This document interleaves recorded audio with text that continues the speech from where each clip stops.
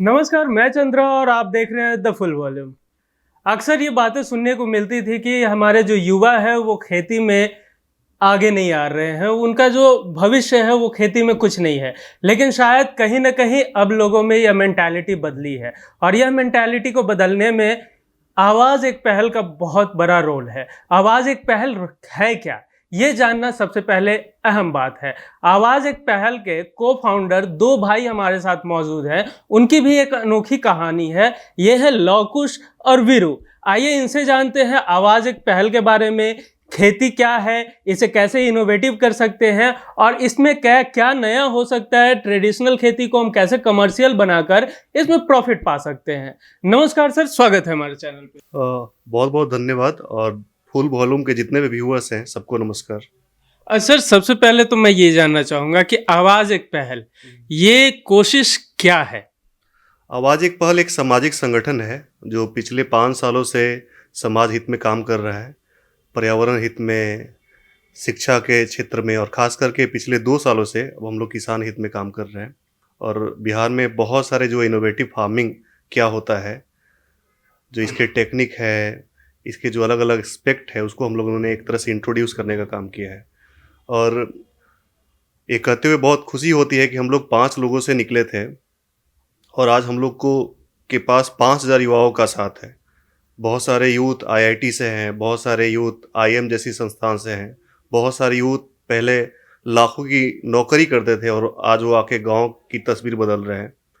तो ये जो पिछले 4-5 सालों की यात्रा रही है वो बहुत अच्छी रही है और ये जो कड़ी है लगातार बड़ी हो रही है और उम्मीद है कि भविष्य में हम लोग बहुत कुछ अच्छा कर पाएंगे, ऐसा सोचते हैं, ऐसा उम्मीद रखते हैं। सर, तो जो युवा खेती में आ रहे हैं, इस फार्मिंग सेक्टर में आ रहे हैं, उनमें किस तरह का जज्बा आपको देखने को मिल रहा है? देखिए, सबके मन में सबको बहुत सारे लोग हमारे बीच में ऐसे होते हैं जो शहर में भी रह के गाँव को जी रहे होते हैं। उनके मन में इच्छा होती है कि अपने लोगों के लिए कुछ करें, प्रकृति के साथ अपना विकास करें। तो बहुत सारे लोग शहर में रहते थे, उनको अच्छा पैसा मिलता था, लेकिन जो सेटिस्फेक्शन जो चाहिए होता था उनको, वो कहीं न कहीं उनसे बहुत दूर था। गाँव में आकर वो न सिर्फ खेती कर रहे हैं, इससे गाँव का जो इकोनॉमी है वो तो डेवलप हो ही रहा है, साथ ही साथ एक पॉजिटिव माइंडसेट हर जगह फैल रहा है। उनको देखकर वो एक एग्जाम्पल सेट कर रहे हैं और उनको देख के बहुत सारे यूथ आ रहे हैं। तो एक धीरे-धीरे एक अच्छा माहौल बन रहा है खेती के लिए। सर, लेकिन बिहार में आज भी जिस तरह की मिट्टी है या पानी जिस खेती युक्त है, उसको उसके अलावा भी बिहार को जितना खेती में ऊंचाई हासिल होना चाहिए आज भी नहीं है। इसके पीछे का रीज़न क्या है? देखिए, इसके पीछे कोई इकलौता कारण नहीं है। आपने जो सही बोला कि बिहार के किसानों की इनकम पूरी दुनिया में सबसे कम है। 3556 रुपये किसान एक महीने में कमा पाता है। अब आप सोचने वाली बात है कि इतने कम पैसे में उनका परिवार का गुजारा कैसे होता होगा। एक गार्ड का जॉब भी मिनिमम 7,000 रुपया मंथली है। बिल्कुल। तो इतने कम पैसे में कैसे गुजारा होता होगा। ये भी आश्चर्य का बात है कि बिहार में आपने कोई किसानों का सुसाइड का केस नहीं सुना होगा, इतने कम इनकम में भी। तो बिहार के किसान काफ़ी जिद्दी स्वभाव के होते हैं, वो हर कुछ को बदलना जानते हैं और वो इस उम्मीद में है कि आज न कल ये चीज़ें बदलेगी। और ये चीज़ें तभी बदलेगी जब यूथ, पढ़ा लिखा यूथ, जिसको खेती की समझ है, जिसको मार्केटिंग की समझ है, जिसको टेक्नोलॉजी की समझ है, वो गाँव आएगा और गाँव की चीज़ों को बदलेगा। क्योंकि खेती अब परंपरा तो है ही, भारत की परंपरा रही है ऋषि और कृषि, लेकिन परंपरा के साथ साथ अब इससे पैसा भी चाहिए लोगों को और पैसा तभी मिलेगा जब हम इसको कॉमर्शियल रूप देंगे। तो इसमें आवाज़ एक पहल इस कमर्शियल सेक्टर को करने में कितना सहायता करता है लोगों को? देखिए, अभी के टाइम में क्या है, पहले हमारे पास कुछ सीमित अनाज थे। आज के टाइम में यूरोप का अनाज हमारे यहाँ होता है, यूरोप का फल हमारे यहाँ होता है, हमारे यहाँ से फल यूरोप जाता है। तो कहने का मतलब ग्लोबलाइजेशन के दौर में हमारे पास बहुत सारे विकल्प हैं, बहुत सारी ऐसी चीज़ें हैं जिसकी खेती करके हम बहुत ज़्यादा पैसा कमा सकते हैं। तो सबसे पहले जो हम लोग कर रहे हैं कि जितने भी इनोवेटिव चीज़ें हैं, जो नई चीज़ें हैं, जिनका मार्केट में डिमांड है, जो लोग खाना चाहते हैं, जैसे में सर? जैसे अभी ब्रोकली आप देख रहे हैं, इसके अलावा भी बहुत सारी चीज़ें हैं। ड्रैगन फ्रूट की बात करते हैं हम लोग, कीवी हो गया, इसके साथ ही साथ बहुत सारी, ब्लैक राइस हो गया, ब्लैक व्हीट हो गया। तो बहुत सारी चीज़ें ऐसी आ रही है, सहजन की खेती हो गया, बहुत सारे जो सुपर फूड जिसको हम लोग बोलते हैं, शहद उत्पादन। पहले किसान कुछ ही चीज़ों को करते रहता था, अब किसान एक ही साथ कम एरिया में बहुत अधिक से अधिक चीज़ों को कर सकता है। और हम लोगों ने एक ऐसा मॉडल बनाया है कि 1 एकड़ से किसान भाई 5 लाख से ऊपर की इनकम कर सकता है, सिर्फ 1 एकड़ खेत से। सिर्फ 1 एकड़ में 5 लाख से अधिक की इनकम कर सकते कर हैं। सकते हैं। तो सर मान लीजिए किसान जो आपसे सपोर्ट लेकर, आपसे राय लेकर, आप जो उन्हें बताए उस तरीके से वो खेती की, उन्होंने अनाज भी उपजा लिया, उसके बाद बात आती है बेचने की। जी और आप भी जानते हैं कि बिहार में जो है सरकारी भंडारण है नहीं, जी। तो आप इसमें क्या सहायता करते हैं? देखिए, आपने बिल्कुल सही कहा। बिहार एकमात्र राज्य है ऐसा पूरे देश में जहाँ पे सरकारी मंडी नहीं है। 2005 में ही इसको बंद कर दिया गया था इस उद्देश्य के साथ कि प्राइवेट सेक्टर के लोग आएंगे तो कंपटीशन बढ़ेगा और किसानों को फायदा होगा। लेकिन इसका ठीक उलट हुआ। मंडियां बंद होने से तो ऐसा हो गया है, बहुत अफसोस के साथ कहना पड़ता है कि बहुत सारे जो दुर्लभ अनाज थे, जो कि प्रकृति का एक तरह से मानव के लिए उपहार थे, वो आज बिल्कुल अपने अस्तित्व की लड़ाई लड़ रहे हैं। मड़ुआ, कोदो, बाजरा या जितने भी मोटे अनाज हैं। तो इसका बहुत बड़ा नुकसान हुआ है। मार्केट बिल्कुल सिमट गया है। सरकार सिर्फ धान खरीदती है और धान में भी सिर्फ मोटा धान। धान की भी 1 लाख से ज़्यादा वेराइटी है।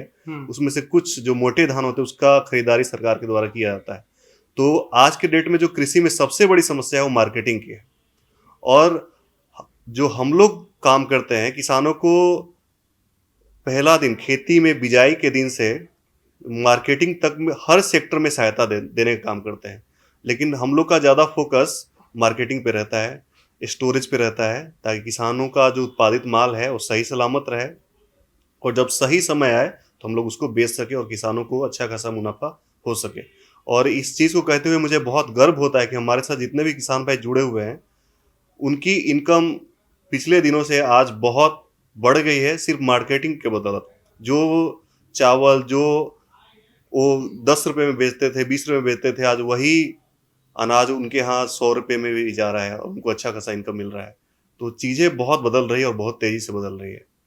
सर ये बहुत कम होता है कि किसी युवा से कोई युवा इंस्पायर होता है, लेकिन फिर भी आपसे बहुत सारे लोग इंस्पायर हो रहे हैं, अपने अच्छे खासे जॉब को छोड़कर कृषि में आ रहे हैं।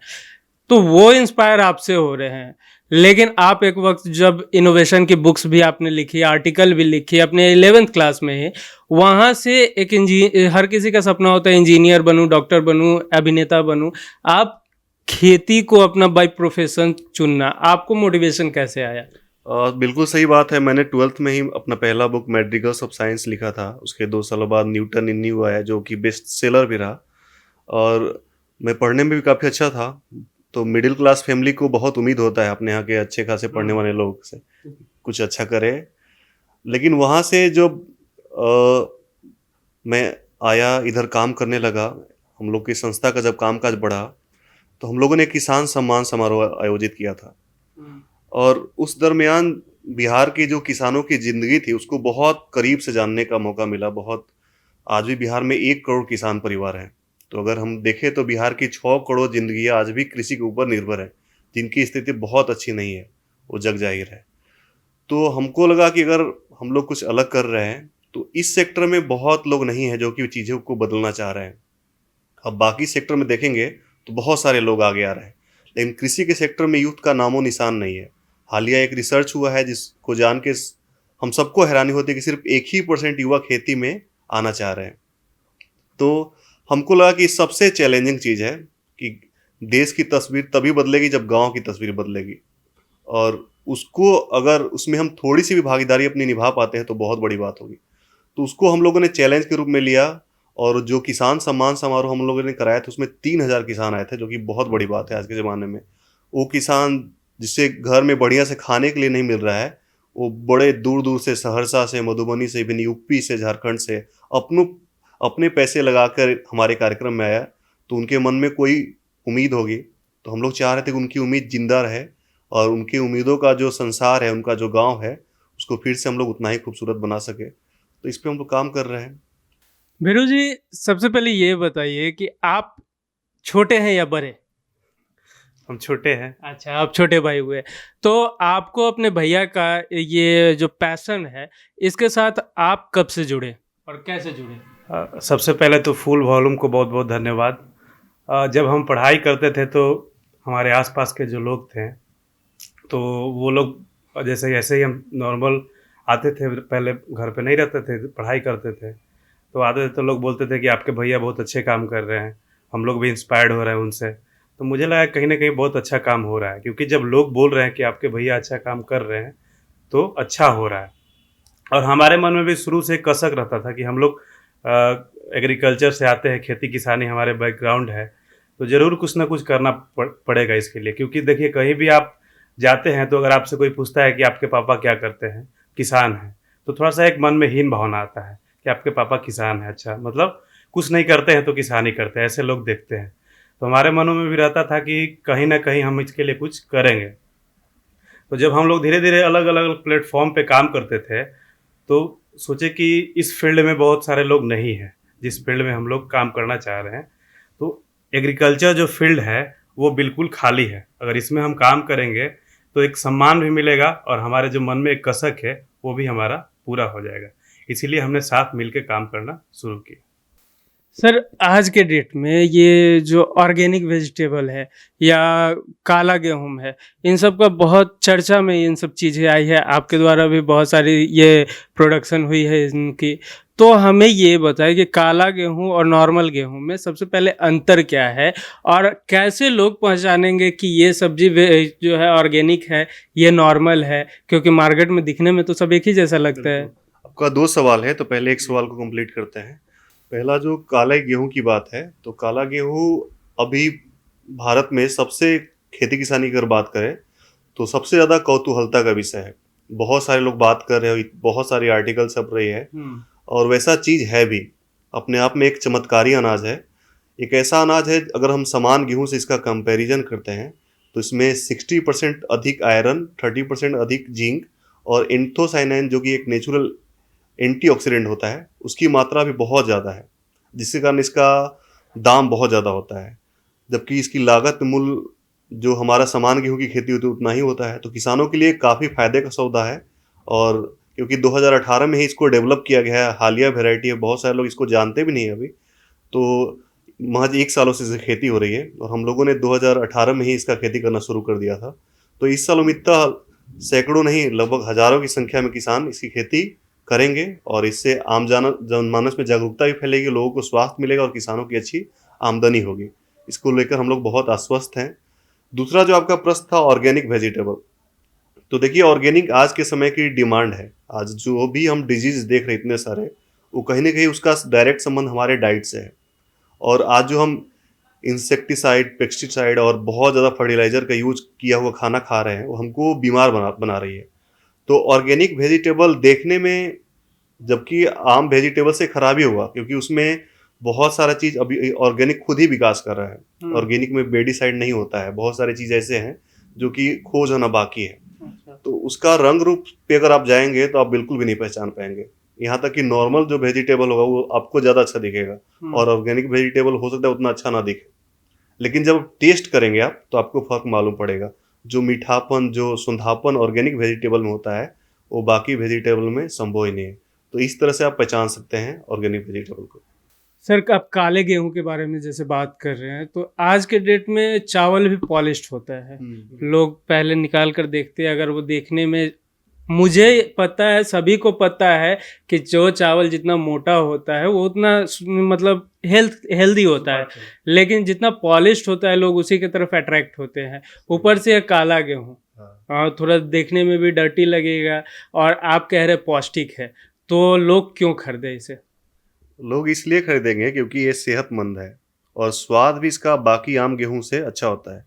और लोगों के मन में बहुत सारी धारणा, बट रोटियां भी तो इसकी काली बन सकती है। बहुत सारे लोगों के मन में जो गलत धारणा है कि काला गेहूं का रोटी भी काला होता है, तो ऐसा नहीं होता है। काला गेहूं का रोटी ब्राउन होता है और आप खा सकते हैं। ऐसा नहीं लगेगा कि आपको आपका जो चपाती है वो जला हुआ आ गया, वो बिल्कुल ब्राउन लगेगा और आप खाएंगे, और जब एक बार खाएंगे तो आप इसके दीवाने हो जाएंगे। तो बस एक बार खाने की जरूरत है, एक बार यूज करने की जरूरत है। तो इसके पौधे जो होते हैं सर, वो आम गेहूं के पौधे जैसे ही होते हैं, या इसकी खेती में थोड़ा अलग से कोई मेहनत होता है, या नॉर्मल गेहूं की तरह ही मेहनत होती है? ये भी बहुत अच्छा सवाल है आपका। इसके जो पौधे होते हैं वो भी समान पौधे की तरह होते हैं। इसकी जो बालियां भी होती है वो भी समान गेहूं की तरह ही होती है, लेकिन सिर्फ इसके दाने काले होते हैं। और इसकी खेती की जो मुख्य तरीका है, इसकी जो बुआई होनी चाहिए वो 15 अक्टूबर से लेकर 30 नवंबर तक हो जानी चाहिए।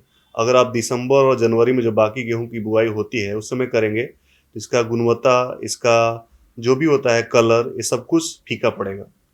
तो बहुत सारे किसान भाइयों ने पिछले साल जानकारी के अभाव में इसकी बुआई दिसंबर और जनवरी में की थी, जिसके कारण उनको बहुत नुकसान उठाना पड़ा था। तो तमाम किसान भाई जो इस वीडियो के माध्यम से देखेंगे उनसे यही गुजारिश होगा कि इसकी बुआई आप जितना पहले कर सकते हैं, 15 अक्टूबर से लेकर नवंबर तक आप कर लीजिए, आपकी प्रोडक्शन बहुत अच्छी होगी। सर, काले गेहूं के अलावा भी बात आती है, काला चावल भी आ रहा है। तो ये काला चावल क्या है, इसका उपजाऊ कैसे होता है और ये खाने में कितना पौष्टिक है, इसके बारे में थोड़ा हमें बताइए। काला चावल आप बोल सकते हैं कि एक तरह से जो हम लोग का अनुभव रहा है, तो काला चावल अभी तक पृथ्वी पे जितने भी अनाज हैं, तमाम अनाजों की हम बात कर रहे हैं, उन सब में सबसे ज़्यादा पौष्टिकता काले चावल में पाई जाती है। और काला चावल के माध्यम से हम लोगों ने पिछले साल और इस साल भी इस कैंपेन को आगे बढ़ाया है। और मुझे बहुत खुशी होती है इस बात को कहते हुए कि बिहार का काला चावल पंजाब, हरियाणा, जम्मू, उत्तराखंड जैसे राज्यों तक गया है। हमेशा ऐसा होता था कि पंजाब से बहुत सारी चीज़ें हमारे यहाँ इंट्रोड्यूस होती थी, लेकिन बिहार का काला चावल पंजाब जा रहा है और इस बात को कहते हुए हमें बहुत गर्व होता है। तो काला चावल खाने का भी चीज़ है और बिहार के लोगों के लिए एक अच्छी अवसर भी है कि इसके माध्यम से जो हम खेती की ब्रांडिंग कर सकते हैं वो करें और खेती को एक कॉमर्शियल रूप प्रदान करें। जी। और बिहार में बहुत सारी चीज़ है, काला चावल तो है ही, वो तो अपने आप में एक सेहत का भंडार बोला जाता है, सुपर फूड बोला जाता है। इसके अलावा भी बहुत सारी चीज़ें हैं जो कि बिहार की एक तरह से बोले कि थाती है।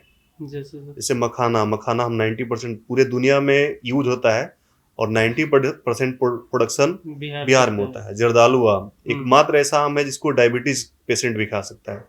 1 किलो भी आप खा लेंगे आपको कोई ऐसा नहीं लगेगा भारी टाइप का, पूरा हल्का लगेगा। बहुत सारी चीज़ें हैं जो बिहार की एक धरोहर है। मालभोग चावल जिसका सुगंध इतना है कि अभी अयोध्या राम मंदिर में उसी चावल का प्रसाद बंटता है। इसके अलावा सर, आवाज एक पहल की और आगे की क्या योजना है? देखिए, आवाज एक पहल अब विशेष तौर पे ऐसे पहले हम लोगों ने बहुत सारा काम किया है, लेकिन फिलहाल हम लोगों ने पूरी तरह से अपने आप को कृषि कार्य में ही सिमट कर रख लिया है, क्योंकि इसमें बहुत सारे चैलेंजेस है, बहुत सारे काम करने होते हैं। तो हम लोग के जो आगामी प्रोजेक्ट है वो एग्री पार्क है। एग्री पार्क एक ऐसा जगह होगा जहाँ पे बिहार में जितनी भी संभावनाएं हैं, बिहार की जलवायु में, बिहार की मिट्टी में जितनी भी चीज़ें हो सकती हैं, वो सब कुछ हम लोग एक ही जगह पे करेंगे। फिशरीज से लेकर जानवरों का डोमेस्टिकेशन, अलग अलग अनाज, और बिहार में जितने भी वैरायटी के सब्जी मसाले सब कुछ एक ही जगह होगा, जो आम जनमानस के लिए एक आकर्षण का केंद्र होगा। लोग आएंगे, कृषि से जुड़ेंगे, कृषि को जानेंगे, यूथ इसके बहाने खेती में आएंगे और किसान भाई को यहाँ पे ट्रेनिंग दिया जाएगा। तो इस तरह का पार्क अभी आप देखेंगे तो पूरे देश में गिने चुने हैं, और वो भी ऐसे हैं जो जैसा मैंने बताया उस तरह के पार्क नहीं है। तो एक गेम चेंजिंग कृषि के लिए खास करके एक बड़ा अच्छा चीज़ साबित हो सकता है। कृषि के कायाकल्प में इसका बड़ा भूमिका हो सकता है। तो उस पर हम लोग काम करें, उसके लिए तकरीबन 50 एकड़ ज़मीन की ज़रूरत है और बहुत पैसे की ज़रूरत है। तो उसके लिए हम लोग काम कर रहे हैं। दूसरा जो मैंने अभी आपको बताया, इसके अलावा हम लोग का एक ऐप है कृषिफाई, जो अभी पूरे देश में किसानों के लिए काम करता है, सबसे बेहतर ऐप है। तो उसके थ्रू हम लोग और अच्छा कंटेंट किसानों तक लाना चाहते हैं और अच्छा इन्फॉर्मेशन हम लोग कोशिश कर रहे हैं किसान के आज के डेट में, क्योंकि अब खेती पूरी तरह से बदल गई है। आज की खेती के लिए आपको वो जानकारी होनी चाहिए, आपको तथ्यों की समझ होनी चाहिए, आपको कि कौन सा लिक्विड कितने अमाउंट में यूज होना है, वो सब कुछ पता होना चाहिए।